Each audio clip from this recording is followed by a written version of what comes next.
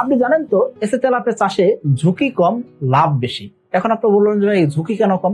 ঝুঁকি এই জন্য কম, যখন আপনি এসে তেলাপিয়া চাষ করবেন সেই ক্ষেত্রে মাছের রোগ ব্যাধি হয় না। অন্যদিকে কি হয়, আপনার পোনাটা পরিবহন করবেন, সেই ক্ষেত্রে পোনা পরিবহনের ক্ষেত্রে সাকিব এগ্রোটেক কোম্পানি আপনার লোকেশনে জীবিত পোনা পৌঁছায় দিয়ে আসবে।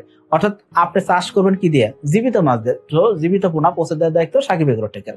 এরপর কি, আপনি যখন চাষ করবেন, চাষকালীন সময় কখন কি করবেন, আনুষঙ্গিক কোন কোন বিষয়ের দিকে খেয়াল করতে হবে, সেটাও কিন্তু সাকিব এগ্রোটেক আপনাকে একটা সহায়ক বই দিবে। পাশাপাশি যে কোনো সমস্যা আপনি ফোন দিয়ে সমস্যার সমাধান নিতে পারবেন। এর পাশাপাশি আপনি যে এই যে ইনভেস্টমেন্টটা করবেন, সেই ইনভেস্টমেন্টটা কার উপরে করবেন? ভালো মানের পোনার উপরে। এই পোনাটা অবশ্যই ভালো কিনা সেটার গ্যারান্টি কিন্তু সাকিব এগ্রোটেক দিচ্ছে। যখন কোম্পানি আপনার সাথে রেগুলার যোগাযোগ রাখবে, তার মানে কি পোনার কোয়ালিটি খারাপ দিলে যোগাযোগ করা সম্ভব না। আপনি সিরিয়াসলি গালি দিবেন। কারণ কি, আমি যদি আপনার ভালো পোনা না দিই, সেক্ষেত্রে আপনি তো আমার মন রক্ষা করার জন্য কোনোভাবে কথা বলবেন না। আপনার ক্ষতি হলে আপনি কেন যোগাযোগ করবেন, তাই না?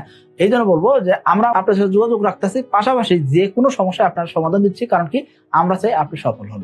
তো এই জন্য বলবো এসে তেলাপিয়া চাষে ঝুঁকি কম, আর অন্যদিকে কি হচ্ছে, লাভ বেশি হচ্ছে। কারণ কি, তেলাপিয়ার পোনার কালার ভালো আসে, দ্রুত গ্রোথ আসতেছে, কম খাবারের উৎপাদন হয়ে যাচ্ছে।